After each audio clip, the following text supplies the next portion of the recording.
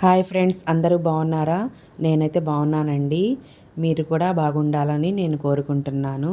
నేను వీడియో పెట్టి చాలా రోజులైందండి. ఈరోజు మళ్ళీ పెట్టాను వీడియో. నేనైతే ఇడ్లీలు ఉపవాసం ఉన్న వాళ్ళకి మసీదుకి పంపిస్తున్నానండి. ఎలాగో పంపిస్తున్నాను కదా, నేను ఇడ్లీలు ఏ స్టైల్లో చేస్తానో నా రెసిపీ క్వాంటిటీ ఏంటో మీకు చూపించాలని చేస్తున్నాను. నేనైతే మినపగుళ్ళు అర కేజీ తీసుకున్నానండి. రవ్వ అయితే కేజీ తీసుకున్నాను. ఒక 5 అవర్స్ నానబెట్టాను. నానబెట్టి తర్వాత గ్రైండర్లో మెత్తగా వేసుకున్నానండి. ఇడ్లీ పిండి అయితే మన గ్రైండర్లోనే బాగుంటుందండి. మనకి ఇడ్లీ పిండి గ్రైండర్లో వేసి మెత్తగా రుబ్బేసానండి. రుబ్బేసి రవ్వ కూడా 3-4 సార్లు బాగా వాష్ చేసి కలిపానండి.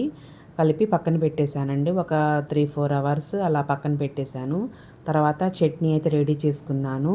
వేరుశనగ పప్పులు, పచ్చిమిరపకాయలు, పచ్చి కొబ్బరి, ఇవి పుటానీలు, వేరుశనగపప్పు, ఇవి మొత్తం కలిపి నేను చట్నీ చేశానండి.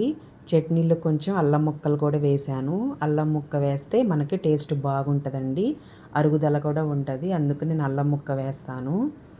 చట్నీ చేశానండి. చట్నీ చేసేసి మొత్తం ఒక 1 అవర్ ముందే నేను పక్కన పెట్టేసుకున్నానండి. ఎందుకంటే ఇడ్లీలు ఉడకటం కొంచెం లేట్ అవుతుంది కాబట్టి నేను చట్నీ ముందు చేసి పక్కన పెట్టాను. తర్వాత ఇడ్లీలు వండేసానండి. నాకు అర కేజీ మినప్పగుళ్ళుకి కేజీ రవ్వకి 80-90 ఇడ్లీలు అయితే అయినాయండి. ఆ సైజ్ అయితే మీడియం సైజేనండి, పెద్ద సైజు కాదు, మరి చిన్న సైజు కాదు, మీడియం సైజులో నేను చేసుకున్నానండి. 90 ఇడ్లీలు అయితే అయినాయి. 90 ఇడ్లీలు కూడా నేను మసీదుకి పంపించేశాను. ఇంకా మీరు ఎలా చేస్తారో కామెంట్ చేయండి. మీ క్వాంటిటీ ఎలా వేసుకుంటారో చెప్పండి. ఇడ్లీలు ప్లేట్లకైతే ఆయిల్ అప్లై చేసుకోవాలండి. ఆయిల్ అప్లై చేస్తే మనకి ఇడ్లీలు చక్కగా నీట్గా లెగుస్తాయండి. లేకపోతే కొంచెం అతుక్కుపోయి పిండి అలా ఉంటుంది. ఒకసారి అప్లై చేస్తే సరిపోయిద్దండి.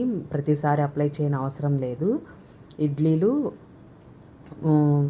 అది మరీ లూజ్ కాకుండా మరీ గట్టిగా కాకుండా మామూలుగా కలుపుకోవాలండి. కలుపుకొని ఇడ్లీ పాత్రలో వేసుకొని పెట్టేసుకోవడమే. అంతేనండి, మేము ఇడ్లీలు ఇలా చేసుకుంటాము. మీరు ఎలా చేసుకుంటారో మీ మీ రెసిపీ స్టైల్ ఏంటో కామెంట్ చేయండి. ఇక కొత్తగా ఉంటే నేను ఒకసారి ట్రై చేస్తాను. ఓకేనండి, ఈ వీడియో మొత్తం చూసి సబ్స్క్రైబ్ చేసుకోండి, లైక్ చేయండి, కామెంట్ చేయండి. Bye bye.